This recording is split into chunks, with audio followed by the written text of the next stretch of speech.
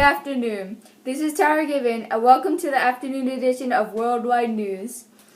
Today we have some exclusive news coming from the Seneca Falls Convention in New York. Take it away, Kirsten. Thanks, Tara. Today I'm here with Elizabeth Caddy Stanton, who started this whole thing, along with Greta Mott. So please tell us, Elizabeth, why you started this convention. The purpose for the Seneca Falls Convention is to discuss social, civil, and religious rights and conditions to women. We have about 200 women with us today who are celebrating with us today. Good. So, tell us more about yourself and what you think would happen in the future, concluding this convention. Well, I'm an American suffragist, a social activist, an abolitionist, and of course the leader of women's rights. I also travel to give lectures and speeches about women's rights. Wonderful. So let's tell the viewers out there that you'll be reading the Declaration of Sentiments and Grievances later this afternoon. Yes, I will be reading that soon to all the women and men who showed up here today. Thanks for your time, Elizabeth, and hope your convention turns out successful as well as your future. We will continue our next topic about telegraphs after these short messages. Wow! Tired of picking cotton by hand and having to sort it all out? Well, with the cotton gin, your farm life will be so much easier. Wow! Thanks for the amazing cotton gin made by Eli Whitney. I can get done 50 times as much as I used to do. So amazing! You can buy your cotton gin for only $18.92 today. Purchases include shipping and handling.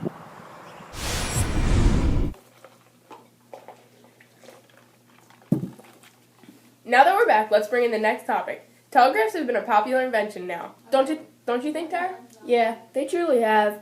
Telegraphs have been booming around this time and are being placed around homes all over the place. That's right. Worldwide News met up with Samuel Morris and had a word with him. Let's roll the clip. Hello, Samuel. Please tell us more about your newest invention from the 1837, the telegraph. Yes, the purpose for the telegraph was to transmit and send messages over long distances. This process worked by using transmitted electrical signals over a wire to other stations. What was the first transmitted message you've made? I sent a message from Washington, D.C. to Maryland. It was very successful. You also made Morse code to help use the telegraph. Is that right? Yes, the code is assigned letters and numbers to a set of dots. These dots are then transmitted to the telegraph on paper. Then the telegram operator would translate that back to English. That's a very complicated process. Mr. Morris. However, that's all the time we have today. Thank you for your time. For a third story today, Tara is live at one of the first factories made in Pawtucket, Rhode Island. Thank you, Kirsten. I'm here live at the first mill in Pawtucket, Rhode Island. Don't ask why I'm like this. I kind of smell coffee on myself. When Samuel Slater built this factory to produce spindles of yarn. Yeah, there's kind of people here right now. Hopefully they don't notice me. But there were 72 spindles and were powered by 9 and more children. There are also other factories being built in the north. John and Arthur Schofield built a factory to manufacture woolens in Massachusetts. There are over 2 million spindles, 1,200 cotton factories, and 1,500 woolen factories. However, these factories were all in the textile industry. You can still visit these factories today. Take it back, Houston. While Tara gets back, let's go to our next topic where we did find some helpful mill girls to talk about their life in the mills. Roll the clip. Hello, girls. My name is Kirsten, and I'm here to ask you a few questions on your life in the mills. Okay, I'm fine with that. Me too. First question, how many days do you work? We work 6 days a week from 6 in the morning to 6 at night. We have the Sundays off. Wow, you are very busy then. Next question, how much money do you make per day? 12 cents per day. I know it's not a lot, but it will do. That isn't a lot. But how are the health conditions in the mill? It's very good.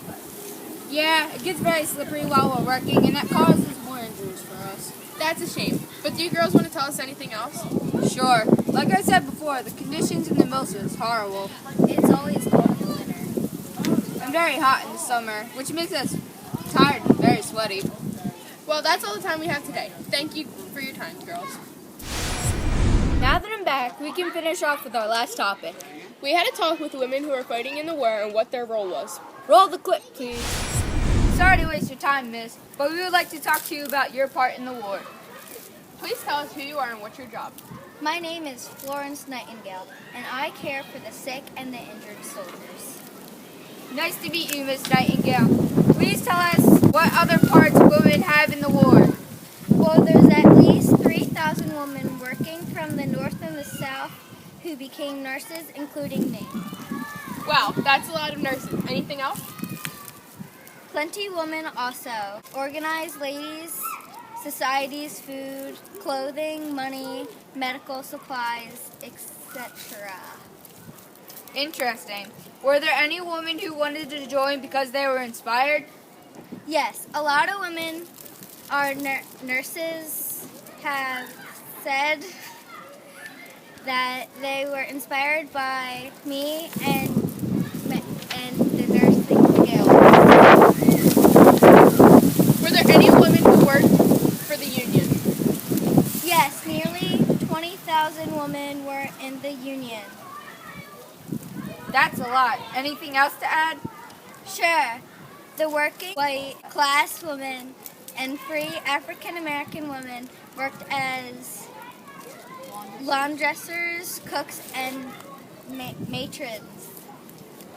There were a lot of jobs. There were a lot of jobs being part of the war, I'm guessing. Guess so. But that's all the time we have for today. Thank you, Miss Florence Nightingale. Well, that's all for today, folks, for the Worldwide News Afternoon Edition.